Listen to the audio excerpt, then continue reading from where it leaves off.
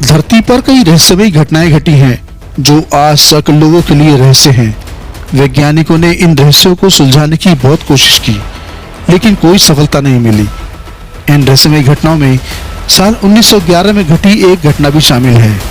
साल 1911 में एक ट्रेन सुरंग में प्रवेश करती है और रहस्यमयी तरीके से गायब हो जाती है। इस ट्रेन में 106 लोग सवार थे। सुरंग में गायब हुई ट्रेन का आज तक पता नहीं चल पाया है कि आखिर कहां लापता हो गई। इस रहस्यमयी घटना से अभी तक पर्दा नहीं उठाया जा सका। आइए जानते हैं इस रहस्यमयी सत्य घटना से जुड़े रोचक तथ्य। ये रहस्यमयी घटना इटली की राजधानी रोम की है। साल 1911 में रोमन स्टेशन मिलान से निकलकर एमिलिया रोमाग्रा स्टेशन होते हुए लोम्बार्डी जाने के लिए ट्रेन रवाना हुई थी, जिसका नाम जेनेटी था। इस ट्रेन को 1 किलोमीटर की सुरंग से होकर गुजरना था। ट्रेन इस सुरंग के अंदर घुसी तो पर दूसरी ओर से बाहर नहीं आ सकी। काफी मशक्कत के बाद भी इस ट्रेन का कोई पता नहीं लग सका। लेकिन आश्चर्य की बात तो ये है कि अचानक 100 साल के बाद उसी ट्रेन को 106 लोगों के साथ देखा जाता है। आखिर जेनेटी ट्रेन उन 106 लोगों के साथ कहां गायब हो गई थी और गायब होने के बाद 100 साल बाद दोबारा ट्रेन वापस कैसे आ गई? दरअसल जेनेटी रेलवे कंपनी ने एक खास एडवर्टाइजिंग कैंपेन निकाला। उन्होंने एक टूरिस्ट ट्रेन के लिए नए आलीशान लग्जरियस डिब्बे बनाए थे। कंपनी ने एक विज्ञापन निकाला जिसमें लोगों को इस ट्रेन में यात्रा करने के लिए निमंत्रण दिया गया।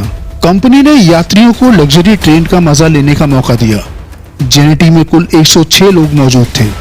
मिलान से ट्रेन ने यात्रा शुरू की और इटली की खूबसूरत सीनरी के बीच यात्रियों ने शैंपेन के साथ यात्रा का आनंद लेना शुरू किया। सब कुछ ठीक चल रहा था। एमिलिया से लेकर लोम्बार्डी के सफर के दौरान एक सुरंग पड़ती थी जो 1 किलोमीटर लंबी थी। उस दौरान वो दुनिया की सबसे लंबी सुरंगों में से एक थी, जिसे बड़े बड़े पहाड़ काटकर बनाया गया था। अब ट्रेन को सफर के दौरान उस सुरंग से होकर गुजरना था। ट्रेन अब सुरंग के अंदर घुस जाती है।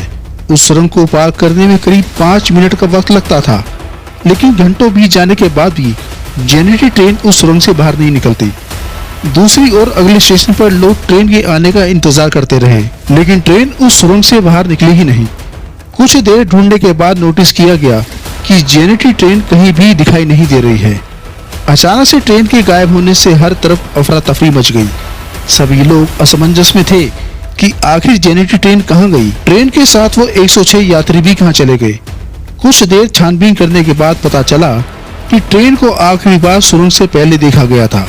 जब पुलिस उस ट्रेन की छानबीन करने के लिए सुरंग में गई तो उन्हें उस सुरंग में कुछ भी नहीं मिला।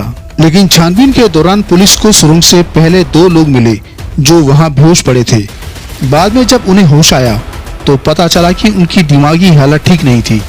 ये दोनों उस दिन सुरंग आने से पहले ट्रेन से कूद गए थे, क्योंकि सुरंग आने से पहले एक अजीब आवाज सुनी थी और एकदम सफेद धुआं सा छा गया था, और इसी के चलते ये दोनों घबराकर ट्रेन से कूद गए थे।